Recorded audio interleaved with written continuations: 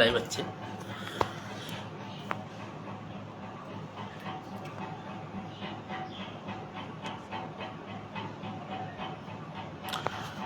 ধন্যবাদ। মই বাবুল আশা পেয়েছি ঠিকই আজি আরেকবার প্রথমবারের জন্য মানে বাংলাদেশের ঘটনা এই নিয়ে প্রথমবার না হয় আজি আরও লাইভত আসিলাম। তো কত কয়দিন থেকে যে অবস্থা দেখিবার লাগছে সেদিনকে একটা লাইভত একটা ভিডিও চাইছিলাম। তো ওই ভিডিওটা থেকে মই কিছু মন থাকি কিছু কথা কবার চাইছিলাম, যদিও কথাগুলো মই সঠিক সময় বা সঠিক একটা জায়গা নাছিল। তো আজি মই যেগুলা কথা কবার চাও, তো বাংলাদেশের ঘটনার জন্য প্রত্যেকভাবে ডাইরেক্টলিভাবে কি আমার ছাত্র আন্দোলনকে দোষী করবার পাই নাকি, বা ইয়ার পাছত কিছু আমার বাহিরা শক্তি আছে। তো যেতক্ষণই আমি জানো আমার বাহিরা শক্তি হিসাবে আমেরিকা, এক নম্বরত আমেরিকা, দুই নম্বরত পাকিস্তান, এগুলা দেশের পূর্ণ সহযোগিতার ফলত আজি বাংলাদেশের এই অবস্থা। কিন্তু আজি বাংলাদেশের মানুষ অনুভব করে পাবার হচ্ছে না যে আমার ভবিষ্যৎ কী হবে। আজি শ্রীলঙ্কা, পাকিস্তান, আমার বাংলাদেশের এই ঘটনা আমেরিকা দোষ দিবার পাই কেনে, যদি আমেরিকাকে আমার দোষ না দিলে হয়। কারণ আমার বগলের দেশ পাকিস্তান,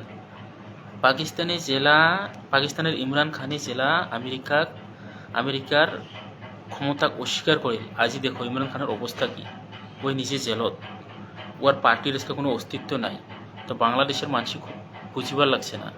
ছাত্র আন্দোলন ঠিকই আছে, হ্যাঁ, যেইটা আমরা বিরোধ করছি ওইটা ঠিকই আছে। ওই ছাত্র আন্দোলনের মেন উদ্দেশ্যটা কি আছিল, যে শেখ হাসিনা সরকারে যেইটা আর কি কোটা সিস্টেম আনছিল, ওই কোটা সিস্টেমত যিমা আমার 1971 চনত যেগুলা মুক্তিযোদ্ধা আছিল, ওই মুক্তিযোদ্ধাগুলা যেগুলা মানে যুদ্ধ করছে উমার জন্য কতগুলা রিজার্ভেশন থাকবে। কিন্তু রিজার্ভেশনটা ওই মুক্তিযোদ্ধাগুলা ঠিকই আছে, উমাক দেওয়াটা যুক্তি মানায়, উমার বেটাকে দেওয়াটা মানায়, কিন্তু ওর নাতিনি এগুলাক দেওয়াটা তো মানায় না। তো ছাত্র আন্দোলনটা আমরা যেমনে হোক এক প্রকারে মানে সাপোর্ট করি, কিন্তু ছাত্র আন্দোলনের ফলত যেগুলা মানে আন্দোলন করেছে ওই আন্দোলনগুলো যুক্তিপূর্ণ না হয়।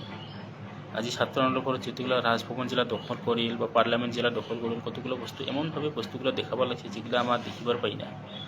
ওগুলা নিজের মানসিকতার পরিচয় দিছে।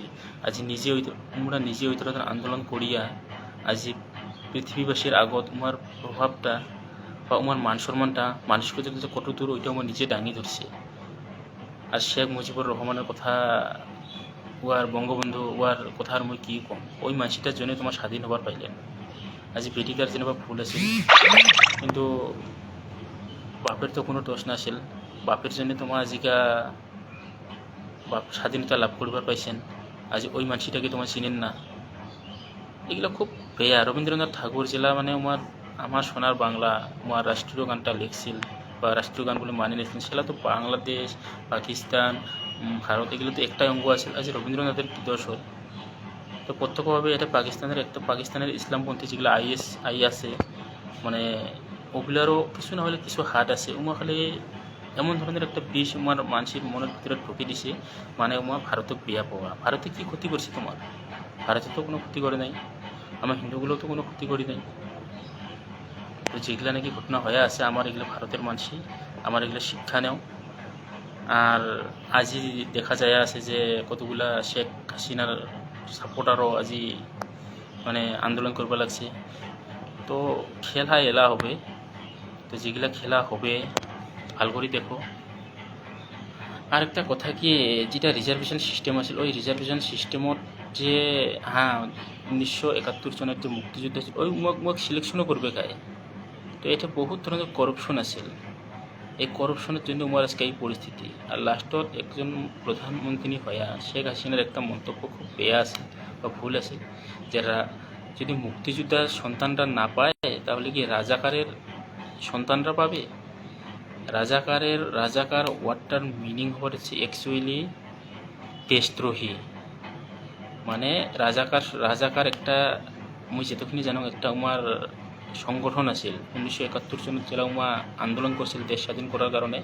ওই সময়ত রাজাকার একটা সংগঠন আছিল যেটা মানে পাকিস্তানের সাপোর্ট করেছিল, পাকিস্তানের সেনাবাহিনীকে সাপোর্ট করেছিল।